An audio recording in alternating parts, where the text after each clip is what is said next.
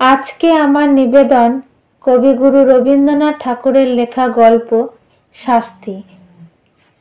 দুঃখীরাম রুই এবং ছিদাম রুই দুই ভাই সকালে যখন দা হাতে লইয়া জন খাটিতে বাহির হইল, তখন তাহাদের দুই স্ত্রীর মধ্যে বকাবকি চেঁচামেচি চলিতেছে। কিন্তু প্রকৃতির অন্যান্য নানাবিধ নিত্য কলরবের ন্যায় এই কলহ কোলাহল পাড়াশুদ্ধ লোকের অভ্যাস হইয়া গেছে। তীব্র কণ্ঠস্বর শুনিবা মাত্র লোকে পরস্পরকে বলে, ওই রে বাঁধিয়া গিয়াছে। অর্থাৎ যেমনটি আশা করা যায় ঠিক তেমনটি ঘটিয়াছে। আজও স্বভাবের নিয়মের কোনরূপ ব্যত্যয় হয় নাই। প্রভাতে পূর্ব দিকে সূর্য উঠিলে যেমন কেহ তাহার কারণ জিজ্ঞাসা করে না, তেমনি এই কুড়িদের বাড়িতে দুই জায়ের মধ্যে যখন একটা হৈ হৈ পড়িয়া যায়, তখন তাহার কারণ নির্ণয়ের জন্য কাহারও কোনরূপ কৌতূহলের উদ্রেক হয় না।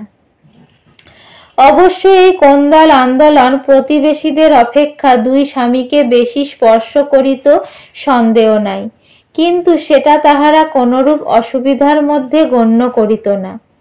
তাহারা দুই ভাই যেন দীর্ঘ সংসার পথ একটা এক্কা গাড়িতে করিয়া চলিয়াছে। দুই দিকের দুই স্প্রিংবিহীন চাকার অবিশ্রাম ছচ্ছর খড়খড় শব্দটাকে জীবন রথযাত্রার একটা বিধিবিহিত নিয়মের মধ্যেই ধরিয়া লইয়াছে। বরঞ্চ ঘরে যেদিন কোনো শব্দমাত্র নাই, সমস্ত থমথম ছমছম করিতেছে, সেদিন একটা আসন্ন অনৈসর্গিক উপদ্রবের আশঙ্কা জন্মিত। সেদিন যে কখন কি হইবে তাহা কেহ হিসাব করিয়া বলিতে পারিত না। আমাদের গল্পের ঘটনা যেদিন আরম্ভ হইল, সেদিন সন্ধ্যার প্রাক্কালে দুই ভাই যখন জন খাটিয়া শ্রান্ত দেহে ঘরে ফিরিয়া আসিল, তখন দেখিল স্তব্ধ গৃহ গম গম করিতেছে। বাহিরেও অত্যন্ত গুমট। দুই প্রহরের সময় খুব এক পশলা বৃষ্টি হইয়া গিয়াছে। এখনো চারিদিকে মেঘ জমিয়া আছে, বাতাসে লেশ মাত্র নাই। বর্ষায় ঘরের চারিদিক জঙ্গল এবং আগাছাগুলো অত্যন্ত বাড়িয়া উঠিয়াছে। সেখান হইতে এবং জলমগ্ন পাটের ক্ষেত হইতে সিক্ত উদ্ভিজ্জের ঘন গন্ধবাষ্প চতুর্দিকের একটি নিশ্চল প্রাচীরের মতো জমাট হইয়া দাঁড়াইয়া আছে। গোয়ালের পশ্চাৎবর্তী ডোবার মধ্য হইতে ভেগ ডাকিতেছে এবং ঝিল্লি রবে সন্ধ্যার নিস্তব্ধ আকাশ একেবারে পরিপূর্ণ। অদূরে বর্ষার পদ্মা নবমেঘ ছায়ায় বড় স্থির ভয়ঙ্কর ভাব ধার করিয়া চলিয়াছে। শস্য ক্ষেত্রের অধিকাংশই ভাঙিয়া লোকালয়ের কাছাকাছি আসিয়া পড়িয়াছে। এমনকি ভাঙনের ধারে দুই চারিটা আম কাঁঠাল গাছের শিকড় বাহির হইয়া দেখা দিয়াছে, যেন তাহাদের নিরুপায় মুষ্টির প্রসারিত অঙ্গুলিগুলি শূন্যে একটা কিছু অন্তিম অবলম্বন আঁকড়িয়া ধরিবার চেষ্টা করিতেছে। দুঃখীরাম এবং ছিদাম সেদিন জমিদারের কাছারি ঘরে কাজ করিতেছিল। ওপারের চরে জলিধান পাকিয়াছে। বর্ষায় চর ভাসিয়া যাইবার পূর্বেই ধান কাটিয়া লইবার জন্য দেশের দরিদ্র লোক মাত্রেই কেহবা নিজের ক্ষেতে কেহবা পাট খাটিতে নিযুক্ত হইয়াছে। কেবল কাছারি হইতে পেয়াদা আসিয়া এই দুই ভাইকে জবরদস্তি করিয়া ধরিয়া লইয়া গেল। কাছারি ঘরে চাল ভেদ করিয়া স্থানে স্থানে জল পড়িতেছিল, তাহাই সারিয়া দিতে এবং গোটা কতক ঝাঁপ নির্মাণ করিতে তাহারা সমস্ত দিন খাটিয়াছে। বাড়ি আসিতে পায় নাই, কাছারি হইতেই কিঞ্চিৎ জলপান খাইয়াছে। মধ্যে মধ্যে বৃষ্টিতেও ভিজিতে হইয়াছে। উচিত মতো পাওনা মজুরি পায় নাই এবং তাহার পরিবর্তে যে সকল অন্যায় কটু কথা শুনিতে হইয়াছে, সে তাহাদের পাওনার অনেক অতিরিক্ত। পথের কাদা এবং জল ভাঙিয়া সন্ধ্যাবেলায় বাড়ি ফিরিয়া আসিয়া দুই ভাই দেখিল ছোট যা চন্দরা ভূমিতে অঞ্চল পাতিয়া চুপ করিয়া পড়িয়া আছে। আজিকার এই মেঘলা দিনের মতো সেও মধ্যাহ্নে প্রচুর অশ্রু বর্ষণপূর্বক সাহান্যের কাছাকাছি ক্ষান্ত দিয়া অত্যন্ত গুমট করিয়া আছে। আর বড় যা রাধা মুখটা মস্ত করিয়া দাওয়ায় বসিয়াছিল। তাহার 1.5 বৎসরের ছোট ছেলেটি কাঁদিতেছিল। দুই ভাই যখন প্রবেশ করিল, দেখিল উলঙ্গ শিশু প্রাঙ্গণের এক পার্শ্বে চিত হইয়া পড়িয়া ঘুমাইয়া আছে। ক্ষুধিত দুঃখীরাম আর কাল বিলম্ব না করিয়া বলিল, ভাত দে। বড় বউ বারুদের বস্তায় স্ফুলিঙ্গ পাতের মতো এক মুহূর্তে তীব্র কণ্ঠস্বর আকাশ পরিমাণ করিয়া বলিয়া উঠিল, ভাত কোথায় যে দিব? তুই কি চাল দিয়া গিয়াছিলি? আমি কি নিজে রোজগার করিয়া আনিব? সারা দিনের শান্তি ও লাঞ্ছনার পর অন্নহীন নিরানন্দ অন্ধকার ঘরে প্রজ্বলিত ক্ষুধানলে গৃহিণীর রুক্ষ বচন, বিশেষত শেষ কথাটার গোপন কুৎসিত শ্লেষ দুঃখীরামের হঠাৎ কেমন একেবারে অসহ্য হইয়া উঠিল। ক্রুদ্ধ ব্যাঘ্রের ন্যায় গম্ভীর গর্জনে বলিয়া উঠিল, কি বললি?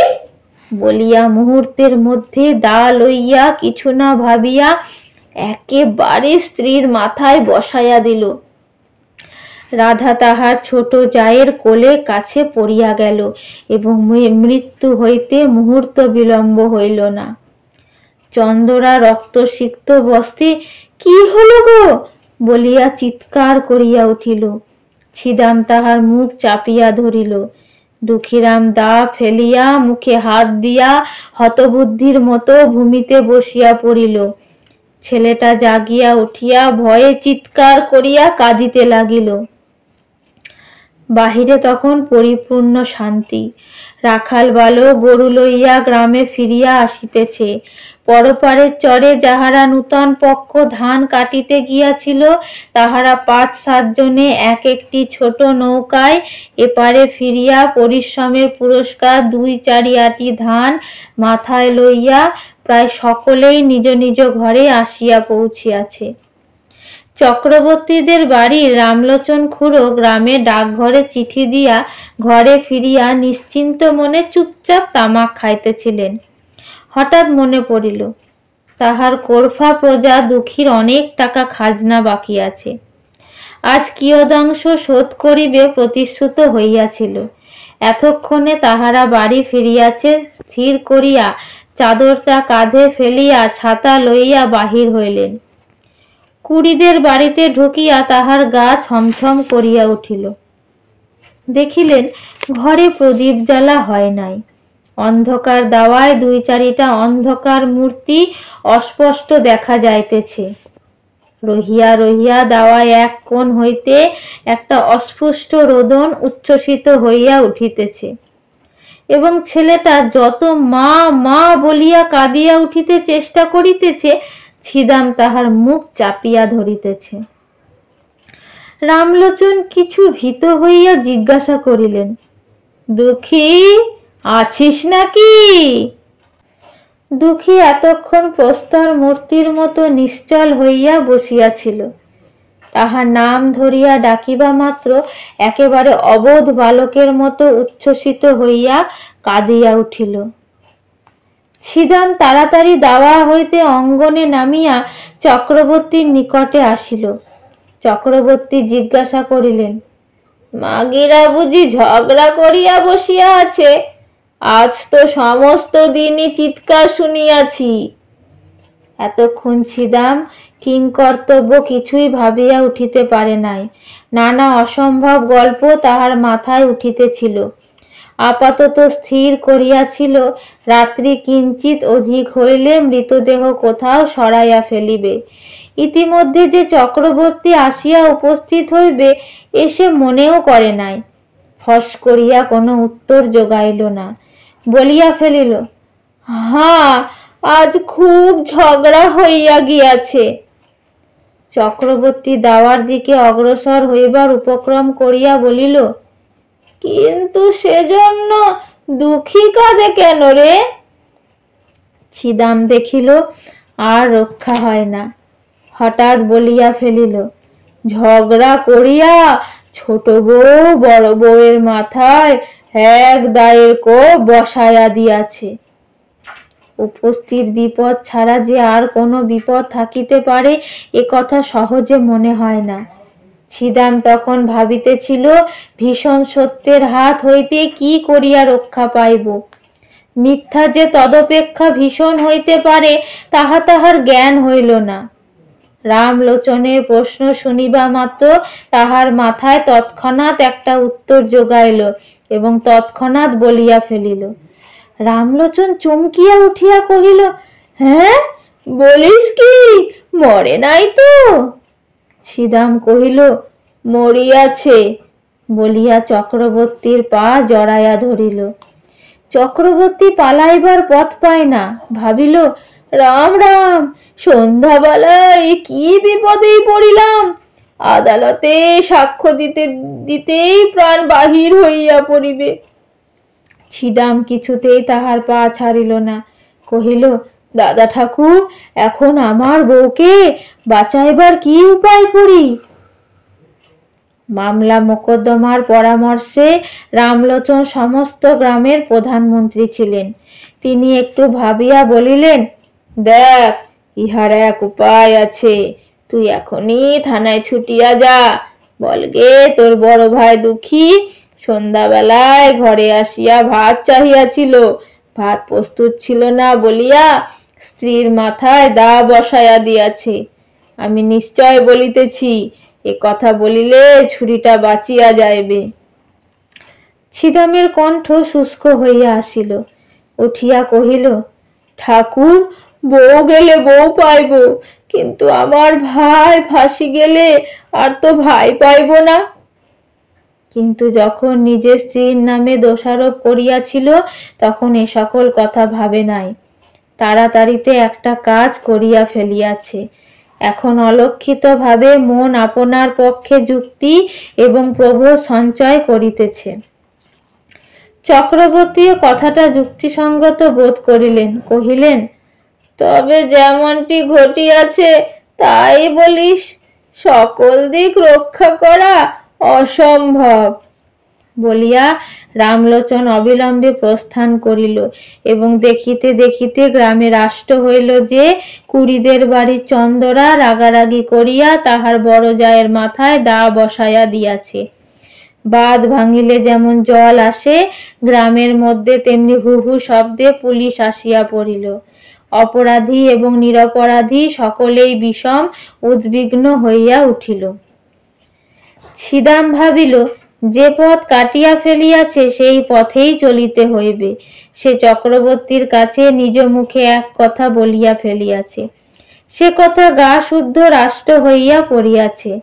এখন আবার আর একটা কিছু প্রকাশ হইয়া পড়িলে কি জানি কি হইতে কি হইয়া পড়িবে সে নিজেই কিছু ভাবিয়া পাইল না। মনে করিল, কোনো মতে সে কথাটা রক্ষা করিয়া তাহার সহিত আর 5টা গল্প জুড়িয়া স্ত্রীকে রক্ষা করা ছাড়া আর কোনো পথ নাই। ছিদাম তাহার স্ত্রী চন্দরাকে অপরাধ নিজ স্কন্ধে লইবার জন্য অনুরোধ করিল। সে তো একেবারে বজ্রাহত হইয়া গেল। ছিদাম তাহাকে আশ্বাস দিয়া কহিল, যাহা বলিতেছি তাই কর, তোর কোনো ভয় নাই, আমি তোকে বাঁচাইয়া দিব। আশ্বাস দিল বটে, কিন্তু গলা শুকাইল, মুখ পাংশুবর্ণ হইয়া গেল। চন্দরার বয়স 17-18 অধিক হবে না। মুখখানি হৃষ্টপুষ্ট গোলগাল, শরীরটি অনতি দীর্ঘ 8-60, সুস্থ সবল, অঙ্গ প্রত্যঙ্গের মধ্যে কেমন একটা সৌষ্ঠব আছে যে চলিতে ফিরিতে নড়িতে চড়িতে দেহের কোথাও যেন কিছু বাঁধে না। একখানি নূতন তৈরি নৌকার মতো, বেশ ছোট এবং সুডল, অত্যন্ত সহজে ঝরে এবং তাহার কোনো গ্রন্থি শিথিল হইয়া যায় নাই। পৃথিবীর সকল বিষয়ে তাহার একটা কৌতুক এবং কৌতূহল আছে। পাড়ায় গল্প করিতে যাইতে ভালোবাসে এবং কুম্ভকক্ষে ঘাটে যাইতে আসিতে 2 অঙ্গুলি দিয়া ঘোমটা ঈষৎ ফাঁক করিয়া উজ্জ্বল চঞ্চল ঘনকৃষ্ণ চোখ দুটি দিয়া পথের মধ্যে দর্শনযোগ্য যাহা কিছু সমস্ত দেখিয়া লয়। বড় বউ ছিল ঠিক তাহার উল্টা। অত্যন্ত এলোমেলো, ঢিলে ঢালা, অগোছালো। মাথার কাপড়, কোলের শিশু, ঘরকন্যার কাজ কিছুই সে সামলাইতে পারিত না। হাতে বিশেষ একটা কিছু কাজও নাই, অথচ কোনো কালে যেন সে অবসর করিয়া উঠিতে পারে না। ছোট যা তাহাকে অধিক কিছু কথা বলিত না, মৃদু স্বরে দুই একটা তীক্ষ্ণ দংশন করিত, আর সে হাও হাও দাও দাও করিয়া রাগিয়া মাগিয়া বকিয়া ঝকিয়া সারা হইত এবং পাড়া শুদ্ধ অস্থির করিয়া তুলিত। এই দুই জুড়ি স্বামী স্ত্রীর মধ্যেও স্বভাবের একটা আশ্চর্য ঐক্য ছিল। দুঃখীরাম মানুষটা কিছু বৃহদায়তনের, হাড়গুলো খুব চওড়া, নাসিকা খর্ব, দুটি চক্ষু এই দৃশ্যমান সংসারকে যেন ভালো করিয়া বোঝে না, অথচ ইহাকে কোনরূপ প্রশ্ন করিতেও চায় না। এমন নিরীহ অথচ ভীষণ, এমন সবল অথচ নিরুপায় মানুষ অতি দুর্লভ। আর ছিদামকে একখানি চকচকে কালো পাথরে কে বহু যত্নে কুদিয়া গড়িয়া তুলিয়াছে, লেশমাত্র বাহুল্য বর্জিত এবং কোথাও যেন কিছু টোল খায় নাই। প্রত্যেক অঙ্গটি বলের সহিত নৈপুণ্যের সহিত মিশিয়া অত্যন্ত সম্পূর্ণতা লাভ করিয়াছে। নদীর উচ্চ পার হইতে লাফাইয়া পড়ুক, লগি দিয়া নৌকা ঠেলুক, বাঁশ গাছে চড়িয়া বাছিয়া বাছিয়া কঞ্চি কাটিয়া আনুক, সকল কাজেই তাহার একটি পরিমিত পরিপাট্য, একটি অবলীলাকৃত শোভা প্রকাশ পায়। বড় কালো চুল তেল দিয়া কপাল হইতে যত্নে আঁচড়াইয়া তুলিয়া কাঁধে আনিয়া ফেলিয়াছে। বেশভূষা সাজসজ্জায় বিলক্ষণ, একটু যত্ন আছে। অপরাপর গ্রামবধূদিগে সৌন্দর্যের প্রতি যদিও তাহার উদাসীন দৃষ্টি ছিল না এবং তাহাদের চক্ষে আপনাকে মনোরম করিয়া তুলিবার ইচ্ছা তাহার যথেষ্ট ছিল, তবু ছিদাম তাহার যুবতী স্ত্রীকে একটু বিশেষ ভালোবাসিত। উভয়ে ঝগড়াও হইত, ভাবও হইত, কেহ কাহাকেও পরাস্ত করিতে পারিত না। আর একটি কারণে উভয়ের মধ্যে বন্ধন কিছু সদৃঢ় ছিল। ছিদাম মনে করিত চন্দরা যেরূপ চটুল চঞ্চল প্রকৃতির স্ত্রীলোক, তাহাকে যথেষ্ট বিশ্বাস নাই। আর চন্দরা মনে করিত আমার স্বামীটির চতুর্দিকেই দৃষ্টি, তাহাকে কিছু কষাকষি করিয়া না বাঁধিলে কোন দিন হাতছাড়া হইতে আটক নাই। উপস্থিত ঘটনা ঘটিবার কিছুকাল পূর্বে হইতে স্ত্রী পুরুষের মধ্যে ভারী একটা গোলযোগ চলিতেছিল। চন্দরা দেখিয়াছিল তাহার স্বামী কাজের ওজর করিয়া মাঝে মাঝে দূরে চলিয়া যায়, এমনকি দুই একদিন অতীত করিয়া আসে, অথচ কিছু উপার্জন করিয়া আনে না। লক্ষণ মন্দ দেখিয়া সেও কিছু বাড়াবাড়ি দেখাইতে লাগিল। যখন তখন ঘাটে যাইতে আরম্ভ করিল এবং পাড়া পর্যটন করিয়া আসিয়া কাশী মজুমদারের মেজ ছেলেটির প্রচুর ব্যাখ্যা করিতে লাগিল। ছিদামের দিন এবং রাত্রিগুলির মধ্যে কে যেন বিষ মিশাইয়া দিল। কাজে কর্মে কোথাও একদণ্ড গিয়া সুস্থির হইতে পারে না। একদিন ভাজকে আসিয়া ভারী ভর্ৎসনা করিল। সে হাত নাড়িয়া ঝংকার দিয়া অনুপস্থিত মৃত পিতাকে সম্বোধন করিয়া বলিল, ও মেয়ে ঝড়ের আগে ছোটে, উহাকে আমি সামলাইব? আমি জানি ও কোনোদিন কি সর্বনাশ করিয়া বসিবে। চন্দরা পাশের ঘর হইতে আসিয়া আস্তে আস্তে কহিল, কেন দিদি, তোমার এত ভয় কিসের? এই দুই জায়ে বিষম দ্বন্দ্ব বাঁধিয়া গেল। ছিদাম চোখ পাকাইয়া বলিল, এবার যদি কখনো শুনি তুই একলা ঘাটে গিয়াছিস, তোর হাড় গুড়াইয়া দেব। চন্দরা বলিল, তাহা হইলে তো হাড় জুড়াই, বলিয়া তৎক্ষণাৎ বাহিরে যাইবার উপক্রম করিল। ছিদাম এক লম্ফে তাহার চুল ধরিয়া টানিয়া ঘরে পুরিয়া বাহির হইতে দ্বার রুদ্ধ করিয়া দিল। কর্মস্থান হইতে সন্ধ্যাবেলায় ফিরিয়া আসিয়া দেখে ঘর খোলা, ঘরে কেহ নাই। চন্দরা 3টে গ্রাম ছাড়াইয়া একেবারে তাহার মামার বাড়ি গিয়া উপস্থিত হইয়াছে। ছিদাম সেখান হইতে বহু কষ্টে অনেক সাধ্য সাধনায় তাহাকে ঘরে ফিরাইয়া আনিল, কিন্তু এবার পরাস্ত মানিল। দেখিল এক অঞ্জলি পারদকে মুষ্টির মধ্যে শক্ত করিয়া ধরা যেমন দুঃসাধ্য, এই মুষ্টিমেয় স্ত্রীটুকুকেও কঠিন করিয়া ধরিয়া রাখা তেমনি অসম্ভব। ও যেন 10 আঙুলের ফাঁক দিয়া বাহির হইয়া পড়ে। আর কোনো জবরদস্তি করিল না, কিন্তু বড় অশান্তিতে বাস করিতে লাগিল। তাহার এই চঞ্চলা যুবতী স্ত্রীর প্রতি সদাশঙ্কিত ভালোবাসা উগ্র একটা বেদনার মতো বিষম টনটনে হইয়া উঠিল। এমনকি একবার মনে হইতো, এ যদি মরিয়া যায় তবে আমি নিশ্চিন্ত হইয়া একটুখানি শান্তি লাভ করিতে পারি। মানুষের উপরে মানুষের যতটা ঈর্ষা হয়, যমের উপরে এতটা নহে। এমন সময়ে ঘরে সেই বিপদ ঘটিল। চন্দরাকে যখন তাহার স্বামী খুন স্বীকার করিয়া লইতে কহিল, সে স্তম্ভিত হইয়া চাহিয়া রহিল। তাহার কালো দুটি চক্ষু কালো অগ্নির ন্যায় নীরবে তাহার স্বামীকে দগ্ধ করিতে লাগিল। তাহার সমস্ত শরীর মন যেন ক্রমেই সংকুচিত হইয়া স্বামী রাক্ষসী হাত হইতে বাহির হইয়া আসিবার চেষ্টা করিতে লাগিল। তাহার সমস্ত অন্তরাত্মা একান্ত বিমুখ হইয়া দাঁড়াইল। ছিদাম আশ্বাস দিল, তোমার কিছু ভয় নাই বলিয়া পুলিশের কাছে ম্যাজিস্ট্রেটের কাছে কি বলিতে হইবে বারবার শিখাইয়া দিল।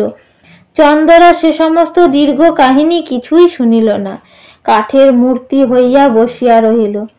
সমস্ত কাছেই ছিদামের উপর দুঃখীরামের একান্ত নির্ভর। ছিদাম যখন চন্দরার উপর দোষারোপ করিতে বলিল, দুঃখী বলিল, তাহা হইলে বৌমার কি হইবে? ছিদাম কহিল, উহাকে আমি বাঁচাইয়া দিব। বৃহৎকায় দুঃখীরাম নিশ্চিন্ত হইল। ছিদাম তাহার স্ত্রীকে শিখাইয়া দিয়াছিল যে, তুই বলিস বড়জা আমাকে বটি লইয়া মারিতে আসিয়াছিল, আমি তাহাকে দা লইয়া ঠেকাইতে গিয়া হঠাৎ কেমন করিয়া লাগিয়া গিয়াছে। এ সমস্তই রামলোচনে রচিত। ইহার অনুকূলে যে যে অলঙ্কার এবং প্রমাণ প্রয়োগের আবশ্যক, তাহাও সে বিস্তারিতভাবে ছিদামকে শিখাইয়াছিল। পুলিশ আসিয়া তদন্ত করিতে লাগিল।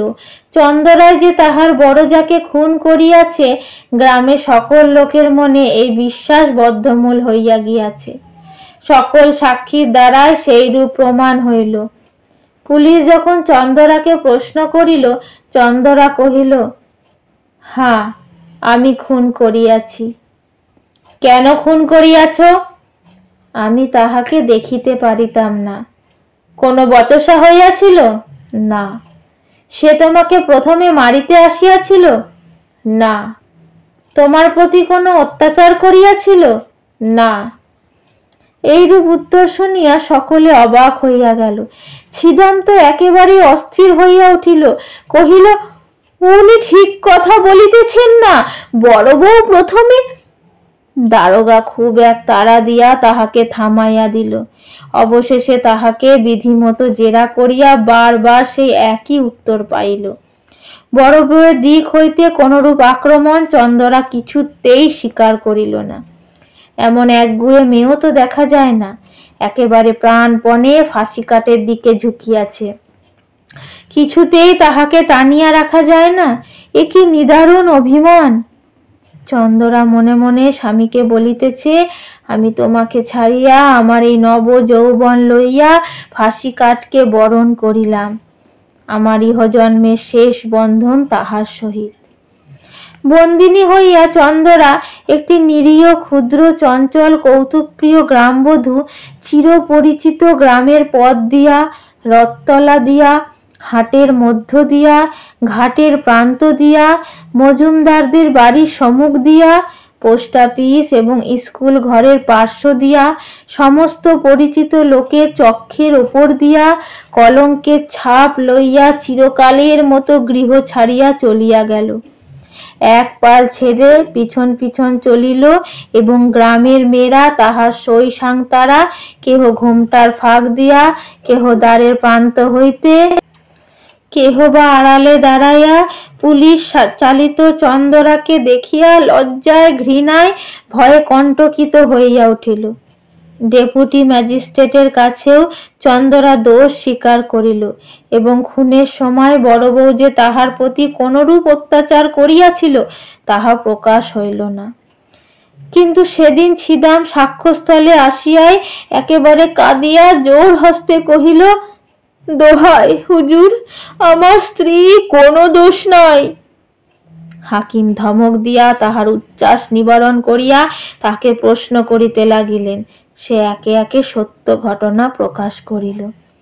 হাকিম তাহার কথা বিশ্বাস করিলেন না, কারণ প্রধান বিশ্বস্ত ভদ্র সাক্ষী রামলোচন কহিল, খুনের অনতি বিলম্বেই আমি ঘটনাস্থলে উপস্থিত হইয়াছিলাম। সাক্ষী ছিদাম আমার নিকট সমস্ত স্বীকার করিয়া আমার পা জড়াইয়া ধরিয়া কহিল, বউকে কি করিয়া উদ্ধার করিব, আমাকে যুক্তি দিন। আমি ভালো মন্দ কিছুই বলিলাম না। সাক্ষী আমাকে বলিল, আমি যদি বলি আমার বড় ভাই ভাত চাহিয়া ভাত পায় নাই বলিয়া রাগের মাথায় স্ত্রীকে মারিয়াছে, তাহা হইলে সে কি রক্ষা পাইবে? আমি কহিলাম, খবরদার হারামজাদা, আদালতে এক বর্ণ মিথ্যা বলিস না, এত বড় মহাপাপ আর নাই, ইত্যাদি। রামলোচন প্রথমে চন্দরাকে রক্ষা করিবার উদ্দেশ্যে অনেকগুলো গল্প বানাইয়া তুলিয়াছিল, কিন্তু যখন দেখিল চন্দরা নিজে বাকিয়া দাঁড়াইছে, তখন ভাবিল, ওরে বাপরে, শেষকালে কি মিথ্যা সাক্ষ্যের দায়ে পড়িব? যেটুকু জানি সেইটুকু বলা ভালো। এই মনে করিয়া রামলোচন যাহা জানে তাহাই বলিল, বরঞ্চ তাহার চেয়েও কিছু বেশি বলিতে ছাড়িল না। ডেপুটি ম্যাজিস্ট্রেট সেশনে চালান দিলেন। ইতিমধ্যে চাষবাস, হাটবাজার, হাসি কান্না, পৃথিবীর সমস্ত কাজ চলিতে লাগিল এবং পূর্ব বৎসরের মতো নবীন ধান্য ক্ষেত্রে শ্রাবণের অবিরল বৃষ্টিধারা বর্ষিত হইতে লাগিল। পুলিশ, আসামি এবং সাক্ষী লইয়া আদালতে হাজির। সমক্ষবর্তী মুন্সেফের কোর্টে বিস্তর লোক নিজ নিজ মোকদ্দমার অপেক্ষায় বসিয়া আছে।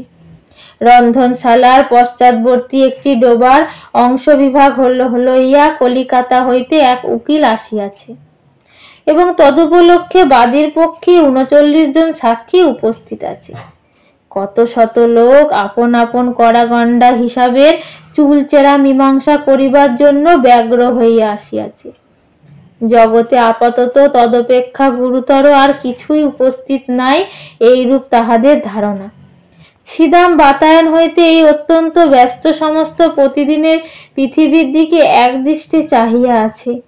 সমস্তই স্বপ্নের মতো বোধ হইতেছে। কম্পাউন্ডের বৃহৎ বটগাছ হইতে একটি কোকিল ডাকিতেছে। তাহাদের কোনরূপ আইন আদালত নাই। চন্দরা জজের কাছে কহিল, ওগো সাহেব, এক কথা আর বারবার কতবার করিয়া বলিব? জজ সাহেব তাহাকে বুঝাইয়া বলিলেন, তুমি জানো যে অপরাধ তুমি স্বীকার করিতেছ তাহার শাস্তি কি? চন্দরা কহিল, না। জজ সাহেব কহিলেন, তাহার শাস্তি ফাঁসি। চন্দরা কহিল, ওগো, তোমার পায়ে পড়ি, তাই দাও না সাহেব, তোমাদের যাহা খুশি করো, আমার তো আর সহ্য হয় না। যখন ছিদামকে আদালতে উপস্থিত করিল, চন্দরা মুখ ফিরাইল। জজ কহিলেন, সাক্ষীর দিকে চাহিয়া বলো, এ তোমার কে হয়? চন্দরা দুই হাতে মুখ ঢাকিয়া কহিল, ও আমার স্বামী হয়। ও তোমাকে ভালোবাসে না? ভারী ভালোবাসে। তুমি উহাকে ভালোবাসো না? খুব ভালোবাসি। ছিদামকে যখন প্রশ্ন হইল, ছিদাম কহিল, আমি খুন করিয়াছি। কেন? ভাত চাহিয়াছিলাম, বড় বউ ভাত দেয় নাই। দুঃখীরাম সাক্ষ্য দিতে আসিয়া মূর্ছিত হইয়া পড়িল। মূর্ছা ভঙ্গের পর উত্তর কহিল, সাহেব, আমি খুন করিয়াছি। কেন? ভাত চাহিয়াছিলাম, ভাত দেয় নাই। বিস্তর জেরা করিয়া এবং অন্যান্য সাক্ষ্য শুনিয়া জজ সাহেব স্পষ্ট বুঝিতে পারিলেন, ঘরের স্ত্রীলোককে ফাঁসির অপমান হইতে বাঁচাইবার জন্য ইহারা দুই ভাই অপরাধ স্বীকার করিতেছে। কিন্তু চন্দরা পুলিশ হইতে সেশন আদালত পর্যন্ত বরাবর এক কথা বলিয়া আসিতেছে, তাহার কথায় তিলমাত্র নড়চড় হয় নাই। দুইজন উকিল স্বেচ্ছাপ্রবৃত্ত হইয়া তাহাকে প্রাণদণ্ড হইতে রক্ষা করিবার জন্য বিস্তর চেষ্টা করিয়াছে, কিন্তু অবশেষে তাহার নিকট পরাস্ত মানিয়াছে। যেদিন একরত্তি বয়সে একটা কালো কালো ছোটখাটো মেয়ে তাহার গোলগাল মুখটি লইয়া খেলার পুতুল ফেলিয়া বাপের ঘর হইতে শ্বশুর ঘরে আসিল, সেদিন রাত্রে শুভ লগ্নের সময় আজিকার দিনের কথা কে কল্পনা করিতে পারিত। তাহার বাপ মরিবার সময় এই বলিয়া নিশ্চিন্ত হইয়াছিল,